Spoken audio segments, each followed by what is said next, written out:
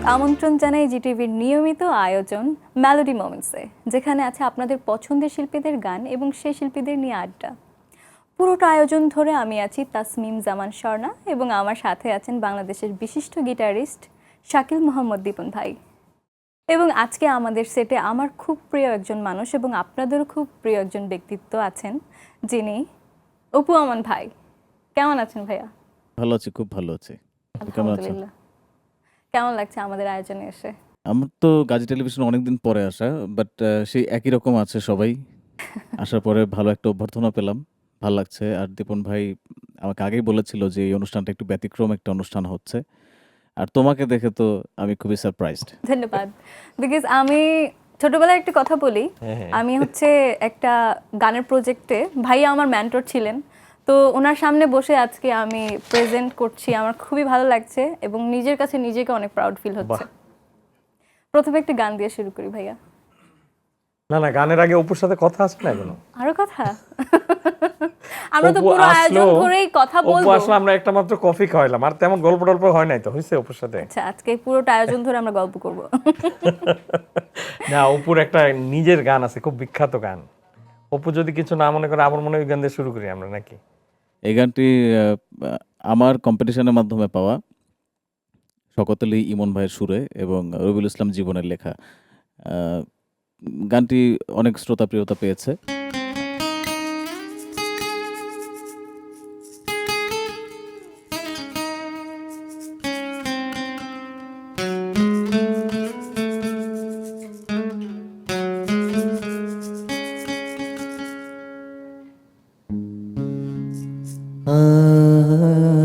আজ বৃষ্টির দিন,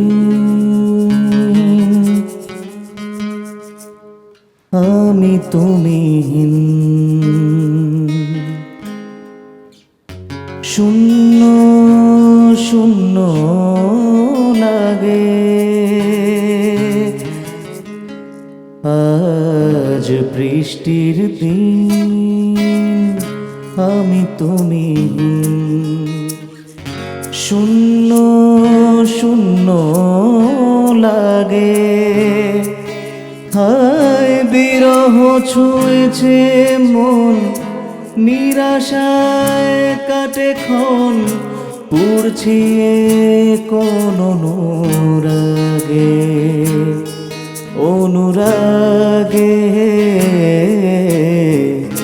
বৃষ্টির দিন, আমি তুমিহীন, শূন্য শূন্য লাগে।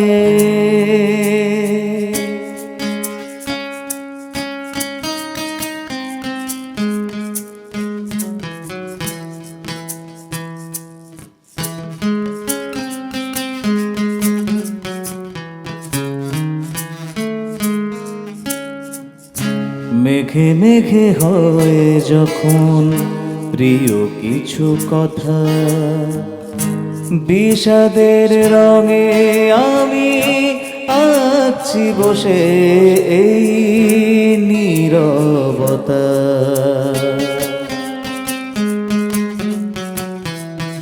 ও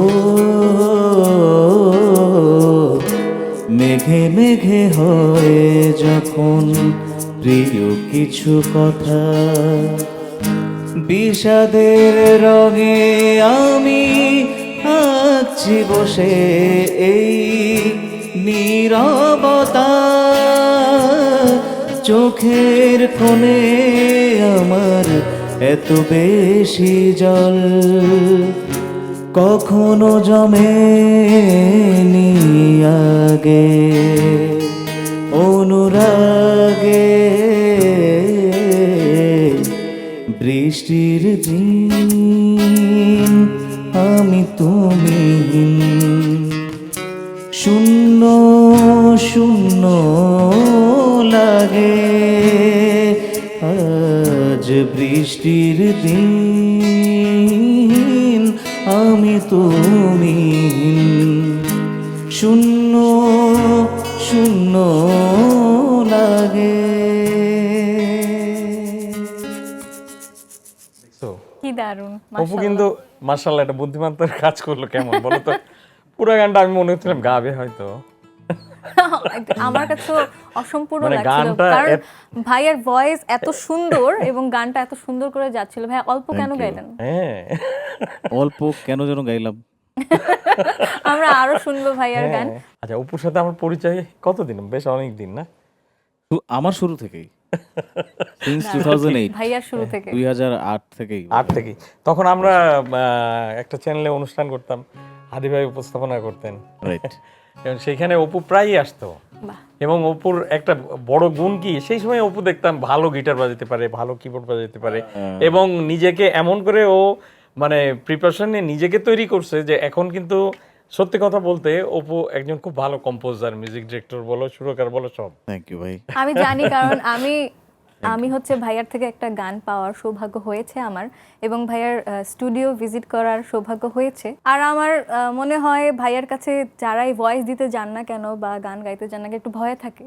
আমিও খুবই ভয়ে থাকি ভাইয়ার সামনে গান গাইতে, কারণ খুবই নিখুঁতভাবে গাইতে হয়, খুবই পারফেকশন দিয়ে ওরকম গাইতে হয়। ভয়ের কিছু নাই আসলে। আমরা যখন গান শিখেছি, মিডিয়ায় আসার পরে যখন আমরা গান শিখেছি, দীপন ভাই আমার সাথে একমত হবেন। আসলে ওস্তাদের কাছে গান শেখা একরকম, আর মিডিয়ায় পারফর্ম করা একরকম। তো এই যে পারফরমেন্সটা, এই পারফরমেন্স করাটা আমাদেরকে শিখিয়েছেন যারা আমাদের আগে যারা মিডিয়াতে এসছেন, আমাদের গুরু যারা, তারা কিন্তু আমাদের শিখিয়েছেন যে মাইক্রোফোন থ্রোয়িং থেকে শুরু করে নিজেকে প্রেজেন্ট করা, প্রেজেন্টেশন, এই সমস্ত কিছু ওনারা শিখিয়েছেন। এবং আমাদের পরবর্তীতে যারা আসছে, যেমন তুমি আছো বা তোমার পরেও আরও অনেকে আসবে, আমরা চেষ্টা করছি তাদেরকে সেই পরম্পরাটা পৌঁছে দিতে। এতটুকুই আমাদের কাজ। ঠিক আছে, তাহলে আমি গানটা শোনাই। হ্যাঁ হ্যাঁ, শোনো প্লিজ। আরে বাবা, তাহলে শোন না, তোমার কাছ থেকে আমি গান শুনছি। জি, এবং গানটি লিখেছেন এবং সুর করেছেন অপু আমান ভাই। ওনার সামনেই গাইছি অনেকদিন পরে গানটি। গাও প্লিজ। চেষ্টা কিন্তু করি, সর্বনাশ কি জানো, আমি তো শুনি নাই, আল্লাহ জানে আজকে চেষ্টা কি করবো। হয়। আপনি তো লিজেন্ডারি গিটারিস্ট, অবশ্যই হয়ে যাবে। Let's go. দীপন ভাই হচ্ছে এমন একজন মানুষ, দীপন ভাই যেখানে বসে সেখানে সবকিছু অল সেট হয়ে যায়। অনুভবেরা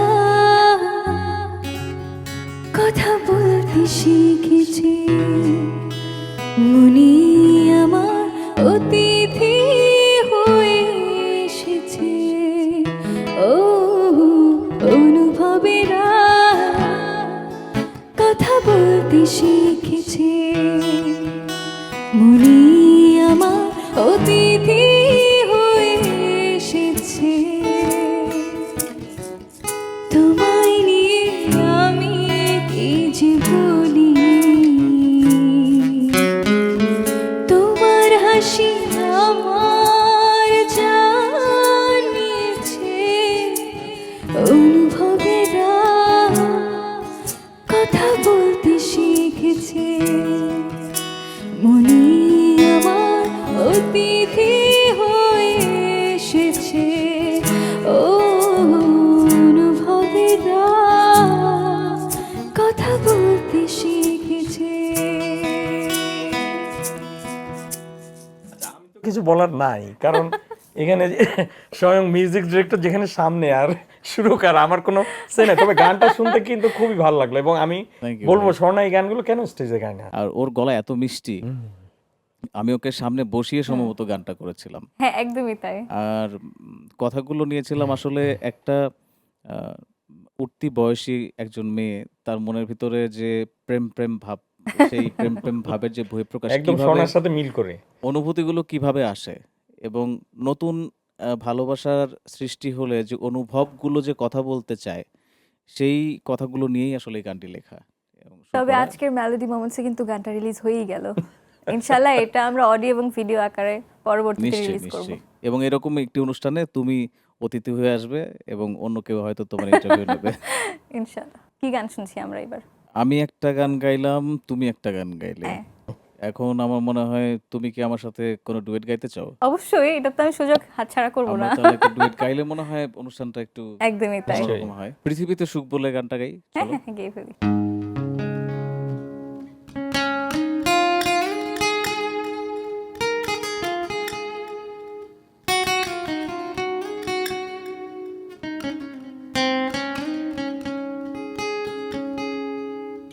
পৃথিবীতে সুখ বলে যদি কিছু থেকে থাকে,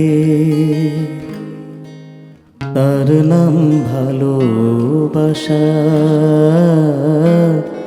তার নাম প্রেম।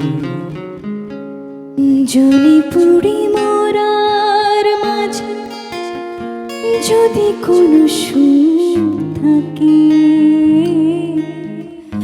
তার নাম ভালোবাসা, তার নাম প্রেম।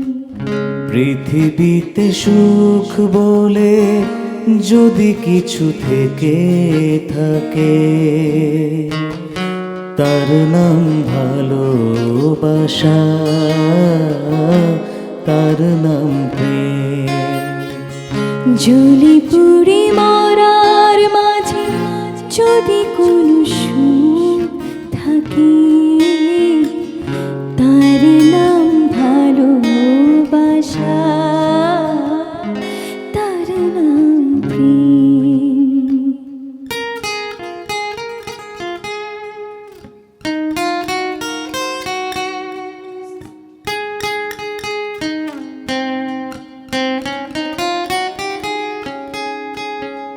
পৃথিবীর চারপাশে যেদিকে তাকাই, সেখানে তোমাকে পাই, খুঁজে পাই।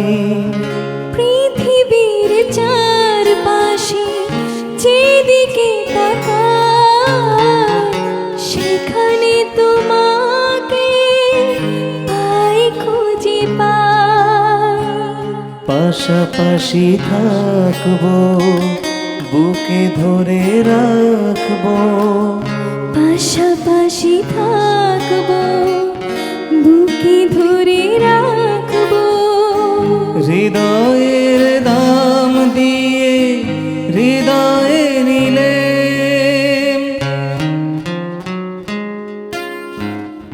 তার নাম ভালোবাসা, তার নাম প্রেম। পৃথিবীতে সুখ বলে যদি কিছু থেকে থাকে, তার নাম ভালোবাসা, তার নাম প্রেম। বাহ, এখন তো বলার আর কেউ নাই। বাহ, আমরা কত সুন্দর গান গেলাম। না, আসলে গানটা খুবই সুন্দর হয়েছে সত্যি। এটা তো আমরা অনেক সাক্ষাৎকার দিই, বাট আজকে সাক্ষাৎকারটা একটু ভিন্ন মনে হচ্ছে। মনে আমার হচ্ছে যে কাছেও। আমরা বসে বোধহয় কথাই বলছি, আসলেই আড্ডা তাই। দিচ্ছি। আচ্ছা, আমরা আরেকটা গান শুনে ফেলি না? জি, এবার অপুর কাছ ভাইয়ার থেকে? একটা গান শুনে ফেলি আমরা। এই গানটির সাথে আমার একটা স্মৃতি আছে, কারণ এই গানটি লিখেছেন আমাদের বাংলাদেশের কিংবদন্তি গীতিকবি শ্রদ্ধেয় গাজী মাজহারুল আনোয়ার, এবং আমার সঙ্গে এই গানটি ডুয়েট গেয়েছেন দিঠি আপা। আর এই গানটি শ্রদ্ধেয় গাজী মাজহারুল আনোয়ারের হাতে লেখা শেষ গান ছিল, কারণ উনি আমাদের ছেড়ে যেদিন চলে যান ৪ঠা সেপ্টেম্বর, আমি লাস্ট ২রা সেপ্টেম্বর এই গানটি ওনার বাড়িতে বসে উনি সামনে লিখেছেন এবং আমি সামনে সুর করেছি, করে আমি ২রা সেপ্টেম্বর বাড়ি চলে আসি। আর ৪ তারিখে আমি শুনতে পাই যে তিনি আমাদের ছেড়ে চলে গেছেন। তবে এইখানে আমি একটা কথা বলতে চাই, ওনার মতো একজন কিংবদন্তি সুরকার এবং মানুষের শেষ জীবনটা কিন্তু অপুর সাথে কেটেছে একদম পুরাপুরি। Thank ওনার you, যত দীপন গান ভাই। সুর করা, গান কম্পোজিশন করা, ওনার সাথে সময় দেয়া, এটা কিন্তু আর কারোর ভাগ্যে ছিল না আর কি। Thank এই you, জন্য দীপন আমি ভাই। আমি মনে করি যে অপু অনেক সৌভাগ্যবান। চাচা আসলে আমাকে ডেকে নিয়েছিলেন গান সুর করার জন্যই। ওনার একটা আক্ষেপ তৈরি হয়েছিল ভেতরে যে বাংলাদেশের গান কেন হারিয়ে যাচ্ছে। আমরা যখন গান করেছি তখনকার গানগুলো টিকে আছে, কিন্তু এখনকার গানগুলো কেন টিকছে না। অপু, এমন কিছু কি করা যায় না যে আমরা যাতে আরো ৫০ বছরের জন্য কিছু রেখে যেতে পারি? তো সেই উদ্যোগটা চাচা নিয়েছিলেন। এখন আস্তে আস্তে বাস্তবায়ন হচ্ছে ঠিকই, কিন্তু চাচা আমাদের মাঝে নেই। আমরা গাজী টেলিভিশনের মাধ্যমে এবং আমাদের সকলের পক্ষ থেকে চাচার আত্মার প্রতি, চাচার নফসের প্রতি আমরা মাগফিরাত কামনা করছি, এবং উনি যেন যেখানেই থাকেন উনি যেন শান্তিতে থাকেন।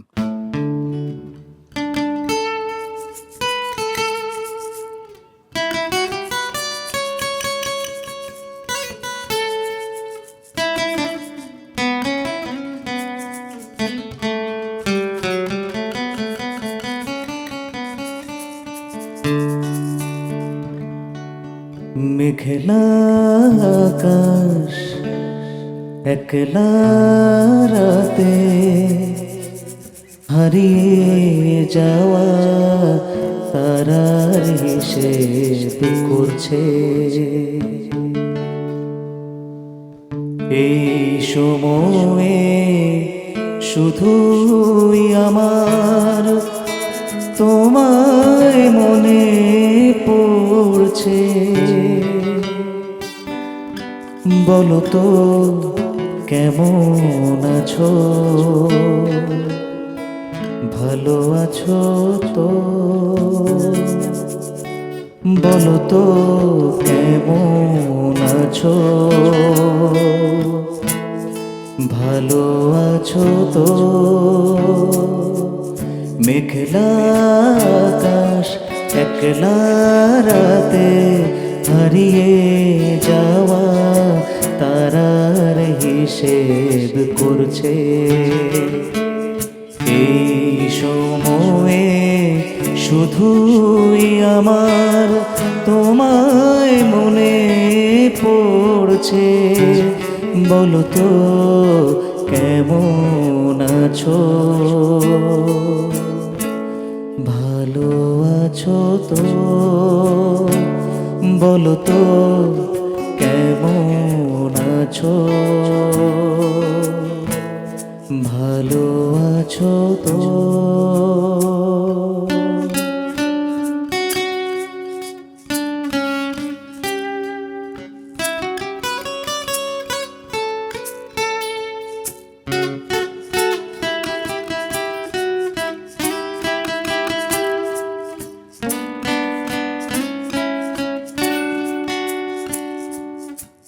কি করে থাকবো ভালো, ভালো থাকতে দিলে কই?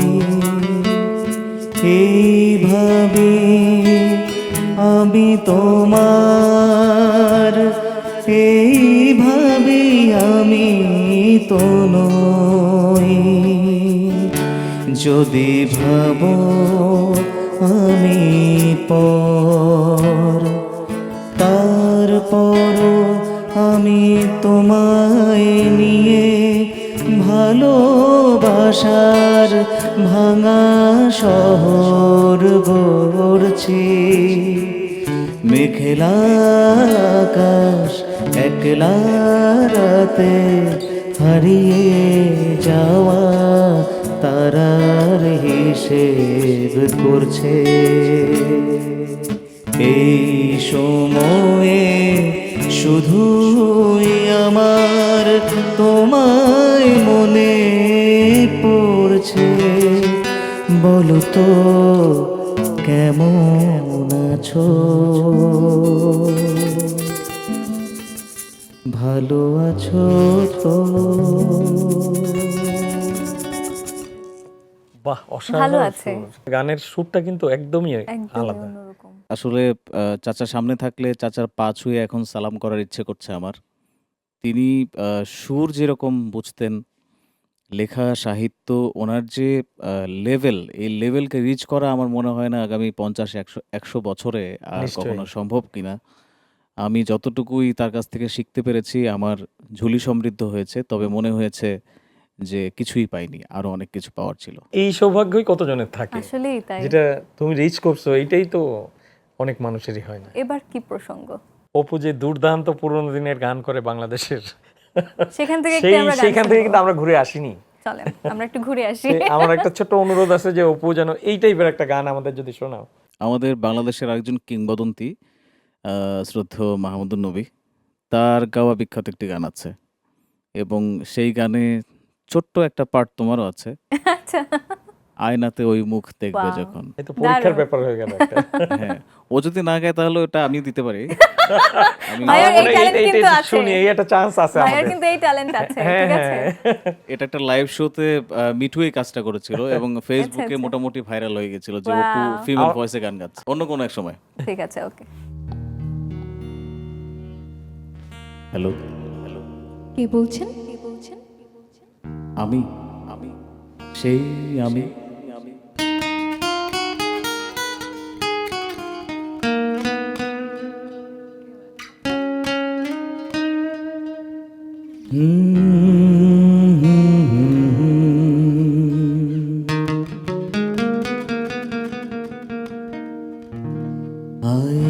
আয়নাতে ওই মুখ দেখবে যখন,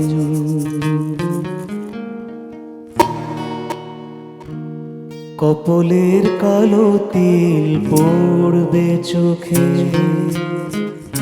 ফুটবে যখন ফুল বকুল শাখে, ভ্রমর যে এসেছিল জানবে লোকে।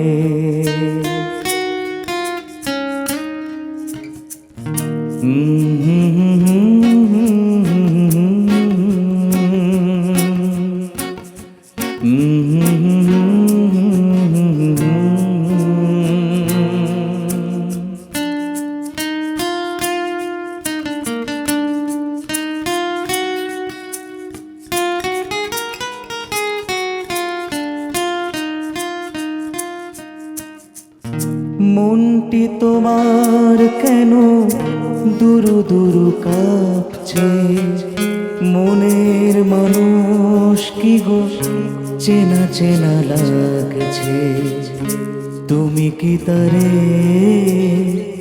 কাছে ডাকবে?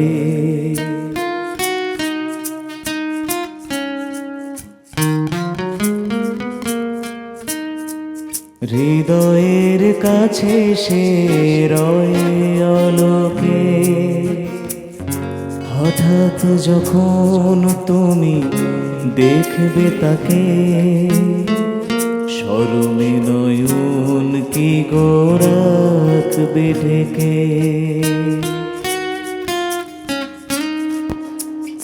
আয়নাতে ওই মুখ দেখবে যখন,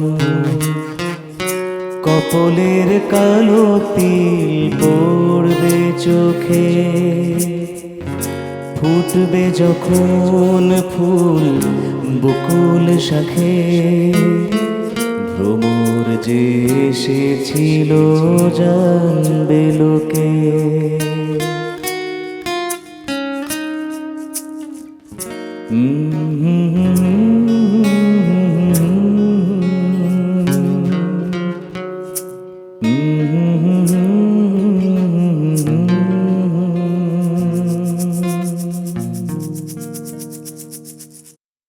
বাহ, দারুণ। একদম পুরো সেই 60s চলে গেছে মনে হয়, তাই একদমই না? তাই। আসলে ভাইয়ার গান যতই শুনি তত যেন শোনার আক্ষেপ আরো বেড়ে যায়। শেষ হয়ে যায় কেন? শেষ হয়ে যায়, নতুন কোনো গান শুরু হবে বলে। আচ্ছা, ঠিক আছে। আমার একটা ব্যতিক্রমী একটি চিন্তা ভাবনা আছে, ছোট্ট করে আমি শেয়ার করতে পারি। তা হচ্ছে আমরা যখন মিডিয়ায় এসেছি তখন আপনি জানেন যে 2005-06 এর পরে আমাদের ফিল্ম যখন পড়ে গেল, তারপরে থেকে অডিও বাজারও পড়ে যেতে শুরু করলো। এবং আমরা যখন ইন্ডাস্ট্রিতে ইন করেছি তখন আসলে অডিও বাজার বলতে কিছুই নেই। তো ভ্যাকুয়াম একটা স্পেসে কিভাবে আমরা গান করব, সেখান থেকে কিন্তু আমার কম্পোজিশন শেখা বা এই সুর করার এই জায়গাটাতে আসা। আমি চাই আমি আমার প্রোডাকশন হাউসের মাধ্যমে যারা নতুন নতুন শিল্পী যারা এখন এসছেন, আমি তাদেরকে আহ্বান জানাচ্ছি যে আমার একটি স্টুডিও আছে, একটি প্রোডাকশন হাউস আছে, তারা শুধু আসলেই আমি তাদের জন্য গান বানিয়ে দিচ্ছি। সো বাহ। এই পরিকল্পনাটা আমি যাচ্ছি। নতুন নিয়েছি এবং এটা চলমান আছে। এবং স্বর্ণাকেও আমি সেই কারণেই ধন্যবাদ। ডেকেছিলাম, আজকে বললাম তোমাকে তোমাদের যদি প্রত্যেকের 10টি করে মৌলিক গান আমি করে দিতে পারি, তাহলে 10টির মধ্যে হয়তো 2টি বা 3টি গান মানুষের মনে অবশ্যই দাগ নিশ্চয়ই, কাটবে হ্যাঁ। বলে আমি বিশ্বাস আমার। আচ্ছা, উপরে আমরা বেশিক্ষণ আটকাবো না, একটা না। গান শুনে ছেড়ে দিন নাকি হ্যাঁ, বলো? আসলেই তাই। আমার অন্যতম একজন আইডল মান্না দে, তার একটি গান আমি গাই, নিশ্চয়ই। একদমই তাই। যদি হিমালয় আল্পসের সমস্ত জমাট বরফ। ভাই, আপনাকে অনেক ধন্যবাদ এত সুন্দর গিটার বাজানোর জন্য। এবং অপু ভাই, দেখতে দেখতে একদমই শেষ পর্যায়ে চলে এসেছি। আজকের মতো আমাদের বিদায় নিতে হচ্ছে, কিন্তু তার আগে আমরা লাস্ট গানটা শুনবো। নিশ্চয়ই। প্রিয় দর্শক, আজকে বিদায় নিয়ে নিচ্ছি এই পর্ব থেকে। ইনশাল্লাহ দেখা হবে পরবর্তী কোনো একটি পর্বে আপনাদের পছন্দের শিল্পীদের নিয়ে। সাথেই থাকুন জিটিভির এবং মেলোডি মোমেন্টসের সাথে থাকুন। ধন্যবাদ।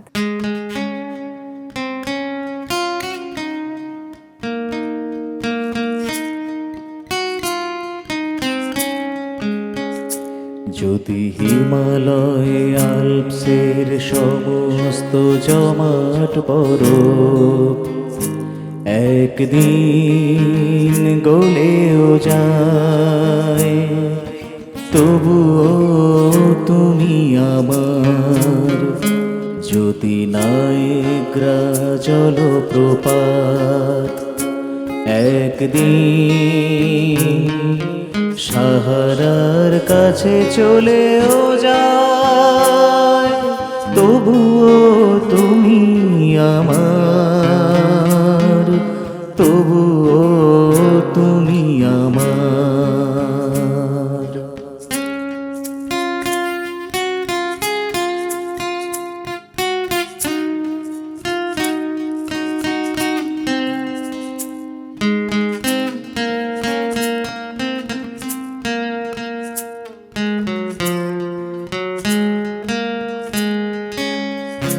যদি প্রশান্ত মহাসাগরে এক ফোঁটা জল আর নাও থাকে, যদি গঙ্গা ভোলগা হো